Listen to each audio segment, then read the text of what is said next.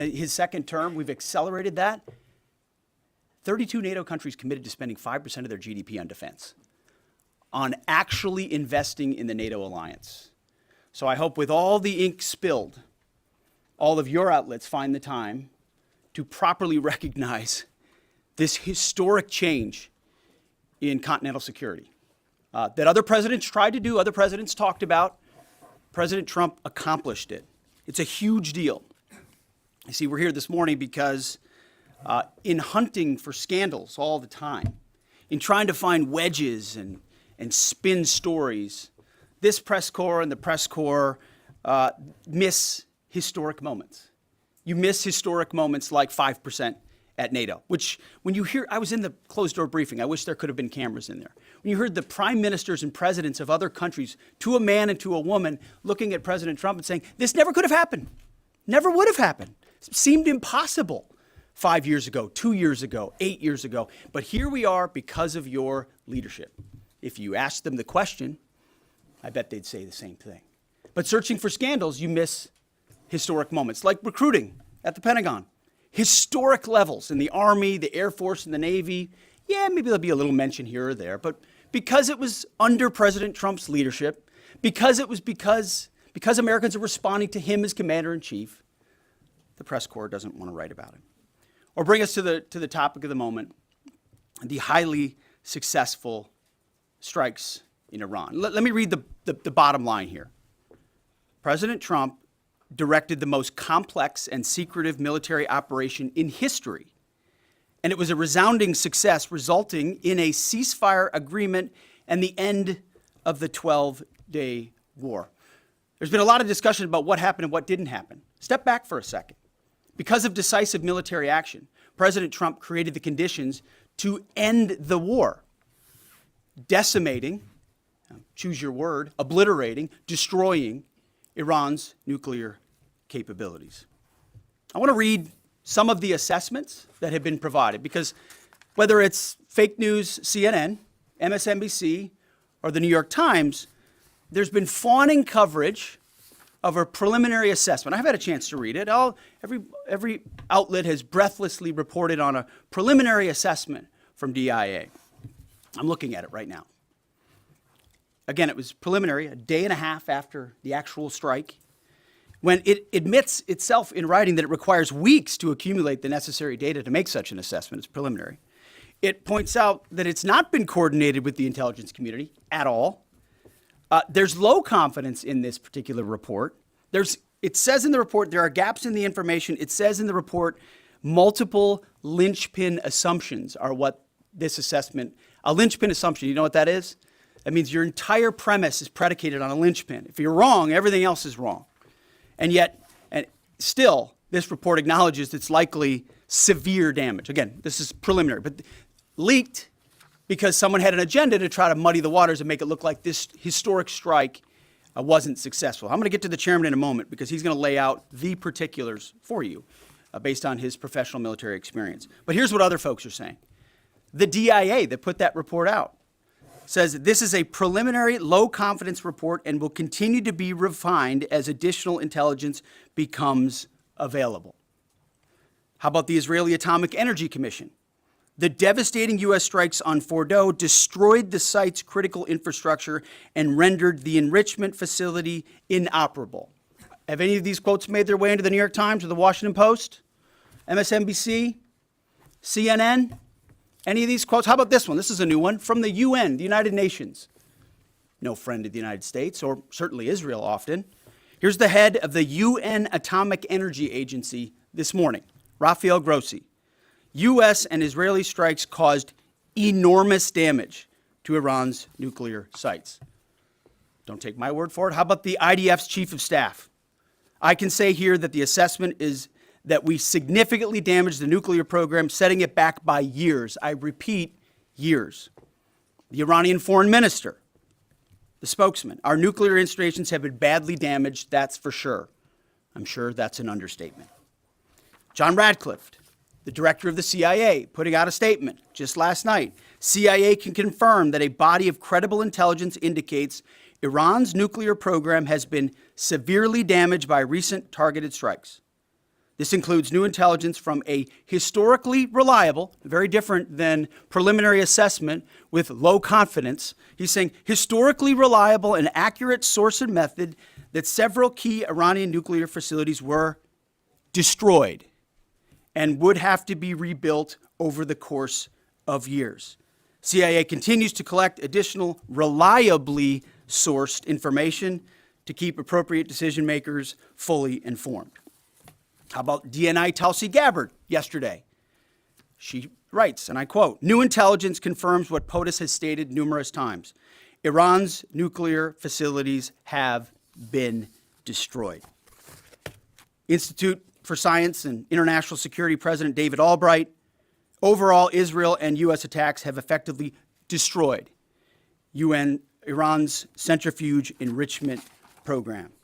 Time and time again, I can go down the list.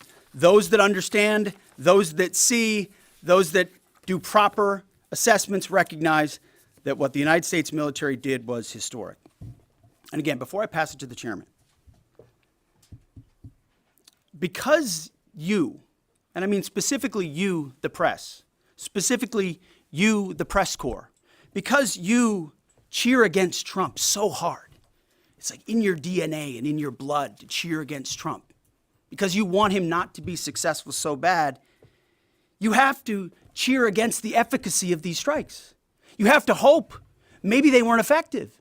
Maybe the way the Trump administration has represented them isn't true. So let's take half-truths, spun information, leaked information, and then spin it. Spin it in every way we can to try to cause doubt and manipulate the public mind over whether or not our brave pilots were successful. How many stories have been written about how hard it is to, fly a plane for 36 hours? Has MSNBC done that story? Has Fox? Have we done the story how hard that is? Have we done it 2 or 3 times so that American people understand? How about how difficult it is to shoot a drone from an F-15 or 16 or F-22 or F-35? Or what it's like to man a Patriot battery? Or how hard it is to refuel midair, giving the American people an understanding of how complex and sophisticated this mission really was. There are so many aspects of what our brave men and women did that because of the hatred of this press corps are undermined because your people are trying to leak and spin that it wasn't successful. It's irresponsible. And folks in this room are privy to that information because of the proximity here in the Pentagon. It's an important responsibility. And time again, classified information is leaked or peddled for political purposes to try to make the president look bad. And what's really happening is you're undermining the success of incredible B-2 pilots and incredible F-35 pilots and incredible refuelers and incredible air defenders who accomplished their mission, set back a nuclear program in ways that other presidents would have dreamed. How about we celebrate that? How about we talk about how special America is, that only we have these capabilities? I think it's too much to ask, unfortunately, for the fake news. So we're used to that. But we also have an opportunity to stand at the podium and read the truth of what's really happening. And the reality is you want to call it destroyed, you want to call it defeated, you want to call it obliterated, choose your word. This was an historically successful attack, and we should celebrate it as Americans. And it gives us a chance to have peace, chance to have a deal, and an opportunity to prevent a nuclear Iran, which is something President Trump talked about for 20 years, and no other presidents had the courage to actually do. So with that, I want to hand it over to the chairman of the Joint Chiefs. They've done technical analysis on this, not just on the strike, but also on our Patriot defenders and Al Udeid. And Mr. Chairman, I'll hand it over to you. Good morning. Thank you, Mr. Secretary, and good morning, and all of you. Thank you for being here.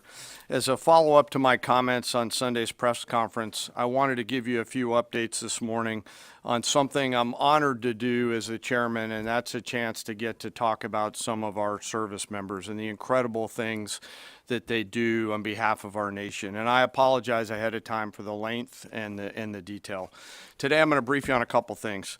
First, I'm going to talk about our air defenders at Al Udeid Udeid in Qatar and their actions on Monday. Then I'm going to walk you through a little bit about the academics that went into the attack against Fordo, the massive ordnance penetrator weapon, and we're going to show a video that highlights the effects that weapon has. Of course, nobody was down inside the target, so we don't have video from the target. First, on Monday, as the president has stated, on Monday morning we began to receive indications and warnings that Iran intended to attack U.S. bases in the region. That morning, building on the work that CENTCOM Commander Eric Kurilla had done, and on the orders of the president, at Al Udeid Air Base in Qatar and around the region, we assumed a minimum force posture.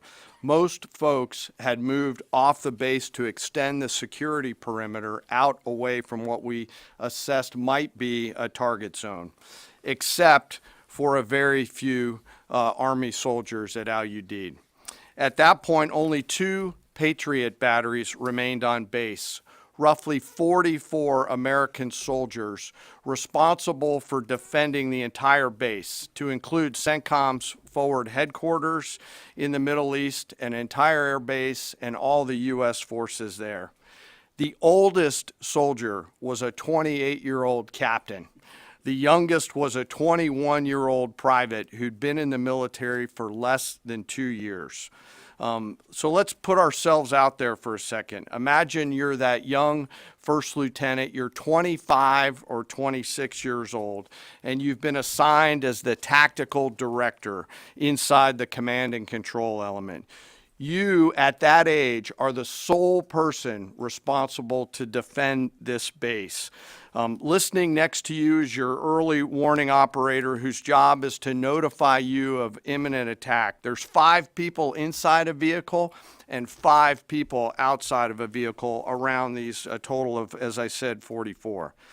By the way, you've sat in the Middle East for years, deployed over and over again, extended multiple times, always being prepared, but unsure of when that particular day will come that you must execute your mission and not fail at doing it. In this case, these Patriot crews were deployed from Korea and Japan as part of our U.S. forces there to ensure that we had the most capable missiles in the CENTCOM area of responsibility. As the day continues, you start to hear more and more chatter in the information space about a pending attack. And as the sun starts to set in the west, you get orders from your higher headquarters to make sure that your missile batteries are pointed to the north. There are just a few other teammates. It's hot, you're getting nervous, and you expect an attack. Outside of those Patriot vehicles, your hot crew, which is 1 NCO and 4 additional soldiers, turns a key and relinquishes control of those missiles to that young lieutenant inside the vehicle, and you wait. You know that you're going to have approximately 2 minutes, 120 seconds to either succeed or fail. And then at approximately 12:30 p.m. on Monday, that's 7:30 p.m. in Qatar, as the sun sets in the west, Iran attacks. As the targets were detected, round after round of Patriot missiles are ejected from their canisters by an initial launch charge.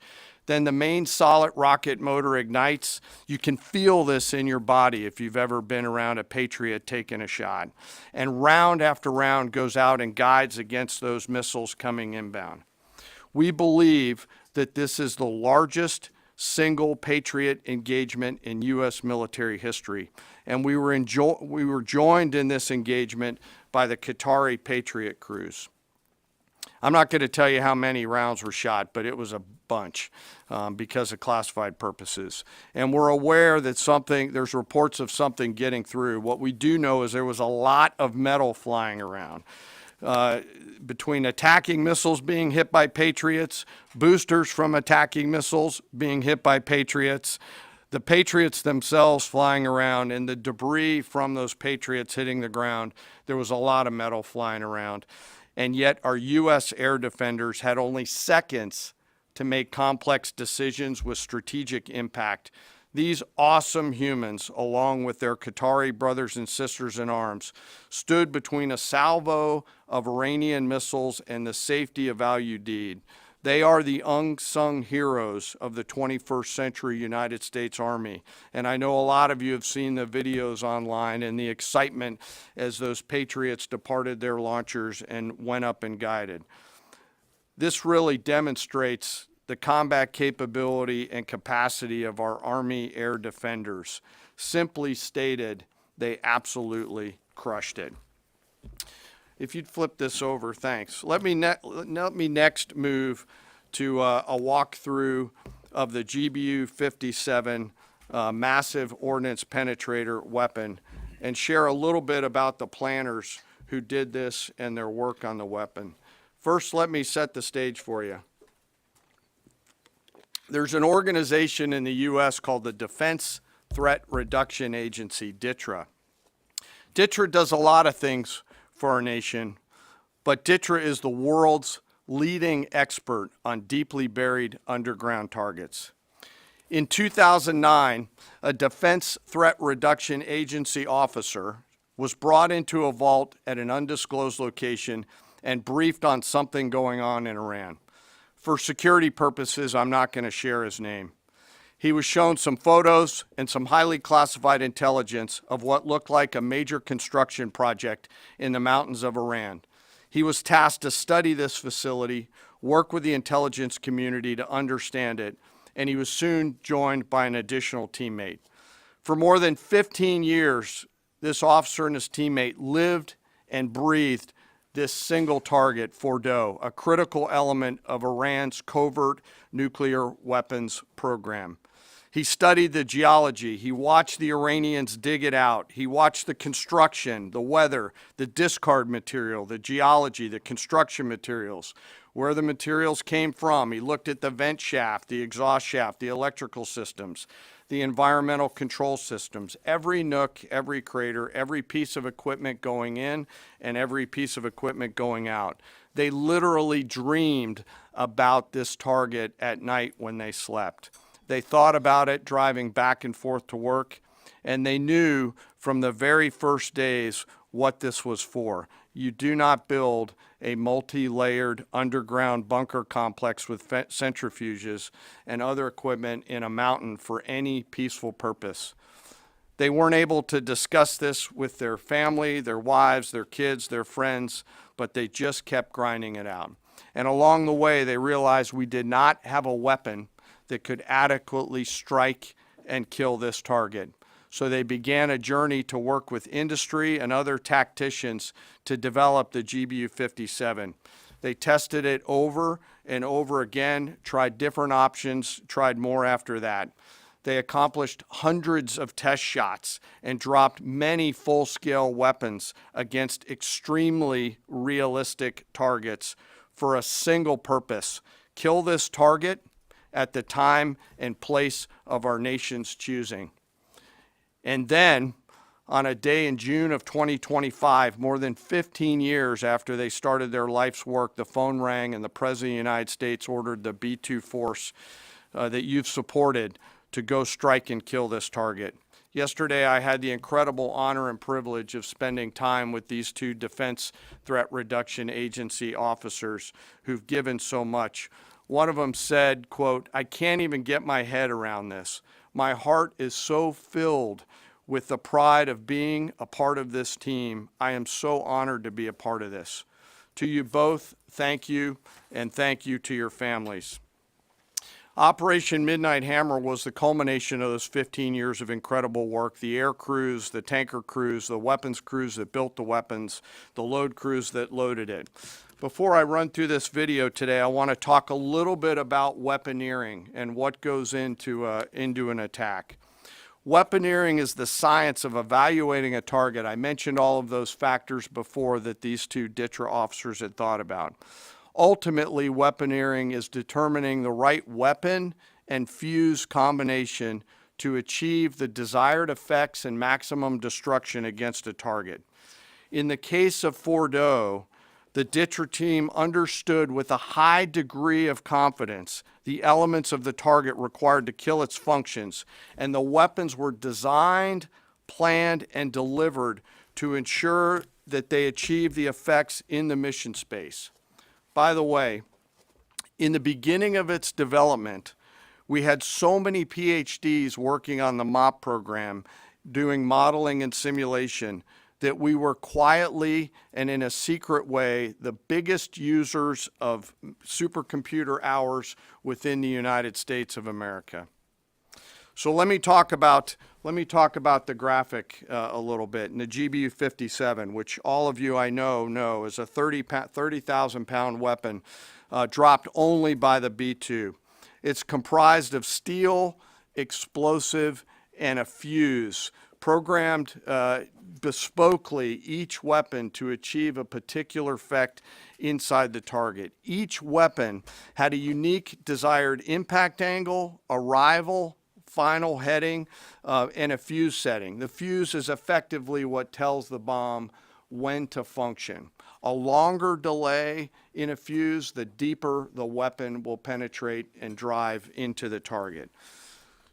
So on Fordo, in June of 2008, you can see these three holes. Depicted here is the main exhaust shaft with two additional ventilation shafts on either side. The United States decided to strike these two ventilation shafts, as seen here on the main graphic, as the primary point of entry into the mission space. In the days preceding the attack against Fordo, the Iranians attempted to cover the shafts with concrete to try to prevent an attack. I won't share the specific dimensions of the concrete cap, but you should know that we know what the dimensions of those concrete caps were. The planners had to account for this. They accounted for everything. The cap was forcibly removed by the first weapon, and the main shaft was uncovered. Weapons 2, 3, 4, 5 were tasked to enter the main shaft, move down into the complex at greater than 1,000 feet per second, and explode in the mission space. Weapon number 6 was designed on each side, so there were 6 on each side. Weapons number 6 was designed as a flex weapon to allow us to cover if one of the preceding jets or one of the preceding weapons did not work. The video I'm about to show you is a culmination of over 15 years of development and testing. As I said, hundreds of test shots on various models. This is one weapon. So if you take a view of this as 5 additionals, you'll get a sense of what this looks like. Hopefully you can see it and there's not too much reflection. Tom runs our videos out there. We'll run it at full speed so you can see it and then go back through it. Go ahead, Tom.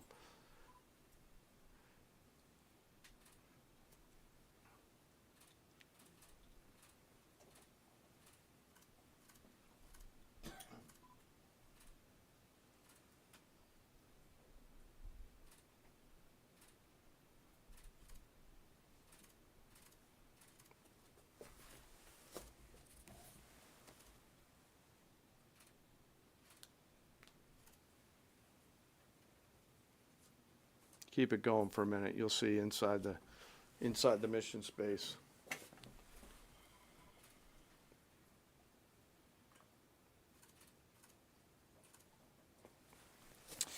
Unlike a normal surface bomb, you won't see an impact crater because they're designed to deeply bury and then function. I know there's been a lot of questions about that. All 6 weapons at each vent at Fordo went exactly where they were intended to go. A bomb has 3 effects that causes damage: blast, fragmentation, and overpressure. In this case, the primary kill mechanism in the mission space was a mix of overpressure and blast ripping through the open tunnels and destroying critical hardware. The majority of the damage we assessed based on our extensive modeling was a blast layer combined with the impulse extending from the shock. Imagine what this looks like 6 times over. A point that I want to make here. The Joint Force does not do BDA. By design, we don't grade our own homework. The intelligence community does. But here's what we know following the attacks and the strikes on Fordo. First, that the weapons were built, tested, and loaded properly. Two, the weapons were released on speed and on parameters. Three, the weapons all guided to their intended targets and to their intended aim points. Four, the weapons functioned as designed, meaning they exploded. And we know this through other means, intelligence means that we have that were visibly, we were visibly able to see them. And we know that the trailing jets saw the first weapons function, and the pilots stated, quote, "This was the brightest explosion that I've ever seen. It literally looked like daylight." Let me now turn to the bomber crews themselves, give you a few details about them. The crews that attacked Fordo were from the active duty Air Force and the Missouri Air National Guard. The crews ranked from captain to colonel, and most were graduates of the Air Force Weapons School headquartered at Nellis Air Force Base in Nevada. I will state for the record that there is no beach volleyball or football at the Air Force Weapons School. They were male and female aviators on this mission. And a crew member told me when I talked to them on video the other day that this felt like the Super Bowl, the thousands of scientists, airmen, and maintainers all coming together. One last story about people. When the crews went to work on Friday, they kissed their loved ones goodbye, not knowing when or if they'd be home. Late on Saturday night, their families became aware of what was happening. And on Sunday, when those jets returned from Whiteman, their families were there. Flags flying and tears flowing. I have chills literally talking about this. The jets rejoined into a formation of 4 airplanes followed by a formation of 3 and came up overhead Whiteman proudly in the traffic pattern, pitching out to land right over the base and landing to the incredible cheers of their families who sacrifice and serve right alongside their family members. Like I said, there were a lot of flags and a lot of tears. One commander told me this is a moment in the lives of our families that they will never forget. That, my friends, is what America's Joint Force does. We think, we develop, we train, we rehearse, we test, we evaluate every single day. And when the call comes to deliver, we do so. I could not be more proud standing up here today of our Joint Force. I'm filled with gratitude that I get to tell their story. And as we stand here right now, our forces remain on a high state of readiness in the region, prepared to defend themselves. And one last thing, our adversaries around the world should know that there are other DTRA team members out there studying targets for the same amount of time, and will continue to do so. Thank you very much. I apologize for the length. I look forward to your questions. Thank you, Mr. Chairman. I would just thank you, by the way, for that extensive work, the lay down. I mean, even, do you have that laser pointer? Okay. Yes, sir. Thank you, squaring me away as always. I mean, even in just the public reporting, if you see the post-strike shaft of the 3 holes, the vast majority, and fairly so, the vast majority of speculation has been, those are the 3 strike points.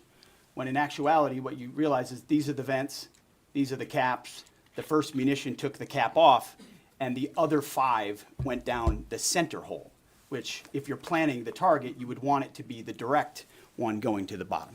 These are the types of things that go into the planning for a strike that the Pentagon would not expect the press corps, the American people, to initially understand. So laying this information out is helpful. But it's also why we ask for a beat, for a moment, for a day or 2, the opportunity to tell that story. Because as the chairman said, these men and women that did this mission, they just want to do their job. They're not expecting their story to be told. They're not expecting the glory. They are grateful for the flags and the hugs of family. That's why they do the job. But they also know they were a part of something historic. We know how historic it was. The chairman does. I know. Our staffs know.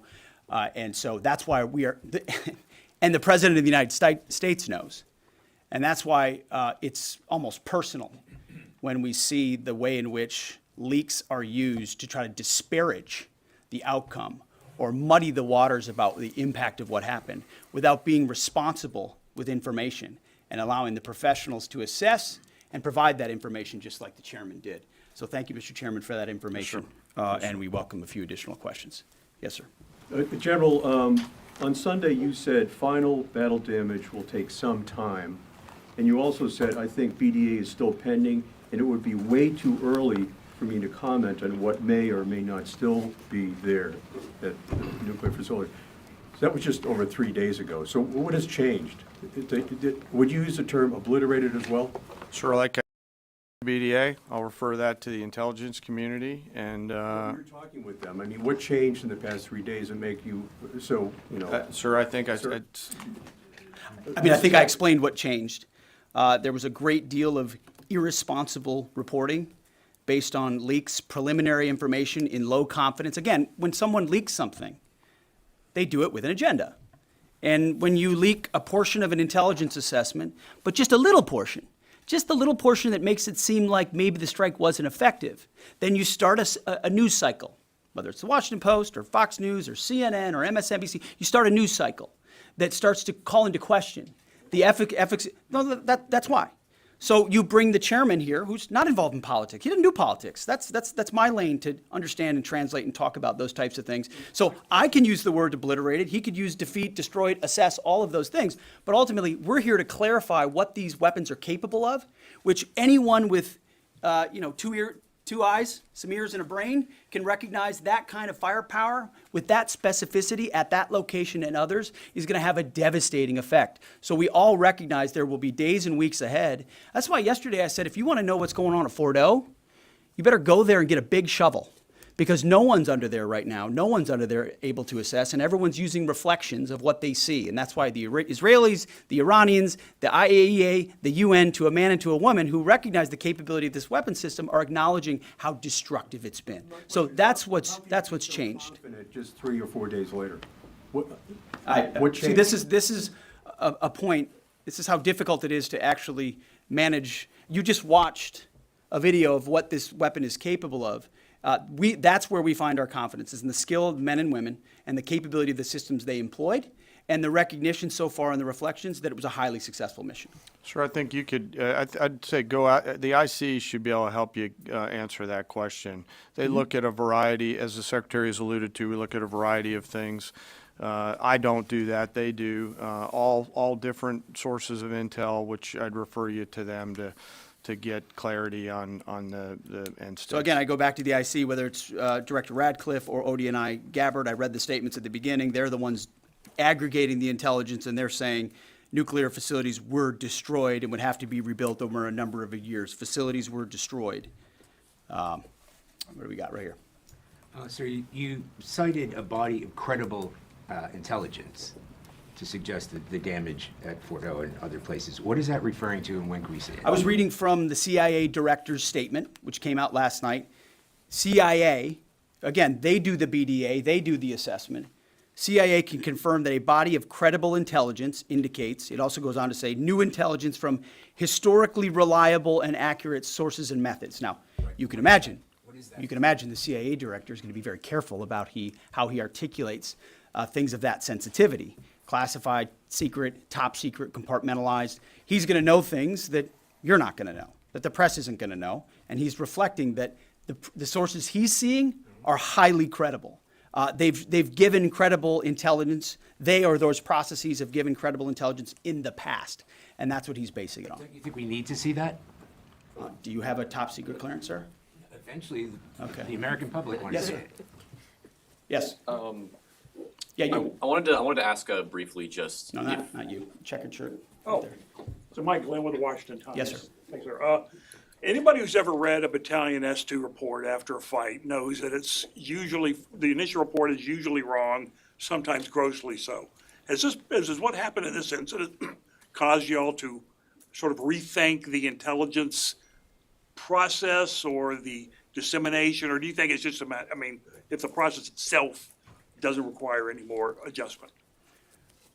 Well, I can tell you what the chairman told me in the Situation Room and reminded us all, which is alongside what you just said, sir, is that the first reports are almost always wrong. They're almost always incomplete, right?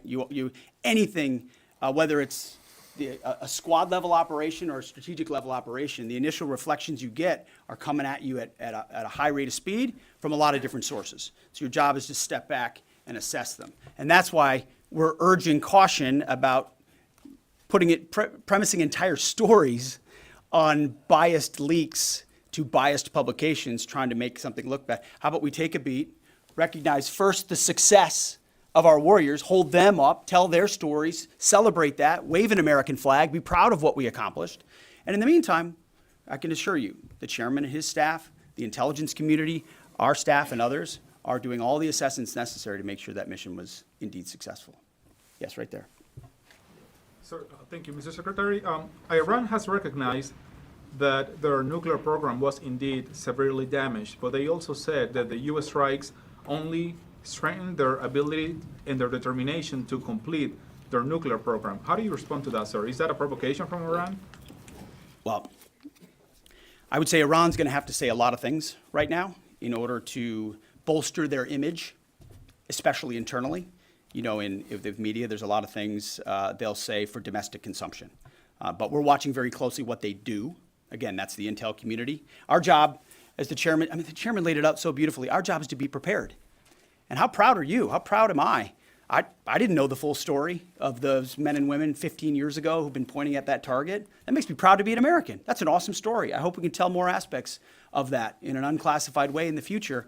That's a great thing to know. Our job is to be prepared when the commander-in-chief calls based on those assessments. So, of course, our IC, the Intelligence Committee, will keep watching what Iran does and pay attention to that. But the president has created the contours, the opportunity for a deal, for peace, in something that the world said was intractable, that wasn't possible. And we got that peace, that ceasefire, that option, because of strength, because of his willingness to use American military might that no one else on the planet can do with the kind of planners and operators that the chairman just laid out. Yes, sir. Right there. Yep. Me, sir? Just a quick question. There's public imagery available saying that highly enriched uranium was moved out of Fordo before the strikes. Is that accurate? Have you seen that? And Mr. Chairman, a question for you. Have you been pressured to change your assessment or give a more rosy intelligence assessment to us by any political factors, whether it's the president or the secretary? And if you were, would you do that? Yeah, well, that one's easy. No. No, I have not, and no, I would not. My job as the chairman is to offer a range of options to the president and the National Command Authority to deliver the risks associated with each of those, and then take the orders of the National Command Authority and go execute them. I've never been pressured by the president or the secretary to do anything other than tell them exactly what I'm thinking, and that's exactly what I've done. And the highly enriched uranium? There's nothing that I've seen that suggests that we didn't hit exactly what we wanted to hit in those locations. That's not the question, though. It's about highly enriched uranium. Do you have certainty that all the highly enriched uranium was inside the Fordo mountain, or some of it, because there were satellite photos that showed more than a dozen trucks there 2 days in advance? Are you certain none of that highly enriched uranium was moved? Of course, we're watching every single aspect, but Jennifer, you've been about the worst, the one who misrepresents the most intentionally. What the president says. I'm familiar. I was the first to report about the ventilation shafts on Saturday night, and in fact, I was the first to describe the B-2 bombers, the refueling, the entire mission with great accuracy. So I take issue with that. I appreciate you acknowledging You that have this was the issues. first the most successful I did. mission based on operational security that this department has done since you've been here, and I appreciate that. So Absolutely. we're looking at all aspects of intelligence and making sure we have a sense of what was where. So why not acknowledge the female pilots that also participated in this mission? The early messages that you sent out only congratulated the boys. So when I say something like our boys and bombers, see, this is the kind of thing the press does, right? Of course, the chairman mentioned a female bomber pilot. That's fantastic. She's fantastic. She's a hero. I want more female bomber pilots. I hope the men and women of our country sign up to do such brave and audacious things. But when you spin it as, because I say our boys and bombers, as a common phrase. I'll keep saying things like that, whether they're men or women. Very proud of that female pilot, just like I'm very proud of those male pilots. And I don't care if it's a male or a female in that cockpit, and the American people don't care. But it's the obsession with race and gender in this department that's changed priorities. And we don't do that anymore. We don't play your little games. Yes, Do you right know there. for certain that the uranium was removed from the facility before the B-2 struck? So I'm not aware of any intelligence that I've reviewed that says things were not where they were supposed to be, moved or otherwise. Yes. Kelly Meyer with News Nation, and just off the top, want to say we're grateful for the service of these pilots and everybody that serves. I wanted to ask you, the CIA statement said, when possible, they will provide updates and information to the public for transparency, and I believe that's what we're looking for here. Do you commit to share the Defense Intelligence Agency report when it is ready, so the American people can understand more about the intelligence assessment? Well, actually, the report that was discussed, this preliminary report, was what's called a restrike report. So it comes to us to give us an assessment whether a target would need to be restruck, right? That's the reason why. So it's based on internal feedback loop that we're supposed to have access to. Unfortunately, someone took advantage of that. But whatever is supposed to be made public will be, but whatever has to stay sensitive Sir, will be can as I well. just jump in? You know, one of the things that I'm trying to do through this journey that we're on together, of course, transparency, but also the requirement to really protect these capabilities. I guess the time's up. So there's a balance in there, right? We do need to preserve options should the nation and the joint force be tasked to go do something again. So I'm confident we'll find the middle ground, but there are some things that if asked, I'd want to not release related to. So we're going to leave it right there. I want to thank the heroism of our men and women in the military. What they accomplished is truly historic, setting back the Iranian nuclear program untold number of years. It was a devastating attack. We appreciate you covering it. Thank you very much, Mr. Chairman. Thank you. Talk a little bit more about their role, sir. You can,